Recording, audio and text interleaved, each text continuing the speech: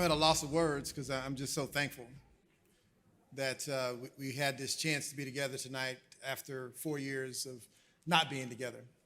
This industry is all about relationships, right? I've been blessed to be in the telecommunications industry, I was in the software development industry, and now in the construction industry. And all business is relationships, but nothing like construction, nothing. Because you have to trust the person you're doing business with, whether it's a vendor, a subcontractor, a joint venture partner, client. Sometimes contractors have to fire clients because you can't trust them. Clients fire contractors all the time because they don't trust us. So coming together like this, when everybody is all in on togetherness and diversity and equity and inclusion, it's just a wonderful thing to see, because there are some facts that I want to leave you with, and we're going to get out of here ahead of time. Stephanie gave me 2 minutes, but I'm probably going to go over a little bit, but I'll try to make it meaningful. Number one, this is the third largest industry in this country as it relates to gross domestic product. Third largest industry in this country as it relates to gross domestic product. Women are underrepresented by 40%. African Americans are represented by half of the population that we currently hold, about 13-14%. African Americans represent about 6% in this industry. 1.6% of the contracts from the federal government go to African Americans. The federal government has not broken out that number for years and years and years because they were afraid of the truth. But finally, they broke it out last year. It's 1.6. Well, I might be wrong. It might be 1.7%. 1.6? Thank you, Mr. Stimley. It's 1.6% go to African Americans. We make up 13%, and the United States government is the #1 procurer of construction in the world. So as Ms. Cupid said, we have done good, but we've got so far to go. Because the opportunity for us is immense, us being all of us, not just black folk, not just brown folk, not just women folk, all of us. Because this isn't a color thing, this is an economic thing.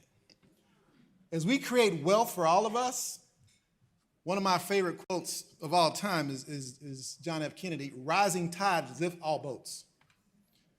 So when Latrice Slade is successful, guess what? Look, her community is successful. When Benchmark is successful, they can put people to work and intern some folks out of high school.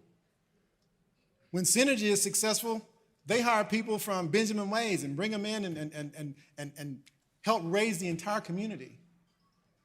When J.E. Dunn partners with a minority contracting firm, they help build capacity, create jobs, create wealth. And one of the points that I made when I testified at the state capitol was, when we put people to work out of high school, a 22-year-old woman that might have went to Redan High School is making $75,000 a year as a superintendent at 22 with no college debt, and she's middle class.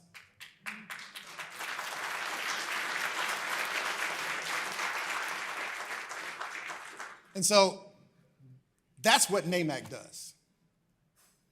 To paraphrase John Lewis, good trouble, we make good noise. And we make good noise on behalf of minority contractors throughout this state because we do good work. We know we only get one strike. And we're prepared to take that strike and hit home runs. We're ready to take the risk. And we know how to build. We want the opportunity to build capacity everywhere we can do work and develop wealth, not just spend, because spend is temporary. Wealth is legacy. And that's what it's all about. I'm not doing this for my health. I don't know any minority contractor that does this just because they enjoy it. We're trying to create generational wealth. So I want to thank again all the sponsors. Thank you so very much. I want to thank all the local corporate partners. We have more local corporate partners and sponsors in this chapter than we've ever had. We have not had a single prime contractor say, no, I don't want to be a part of that. Everyone we've talked to says yes, and they raise their hand. I want to thank Ameris Bank for stepping up and stepping in big time.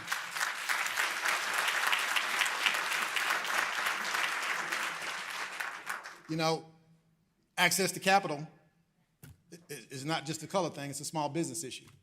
And America has stepped up and said, look, we're betting on you.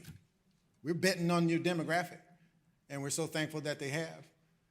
We're so thankful for owners like Centennial Yards, who's got a $5 billion development down there. They're trying to fill up that hole.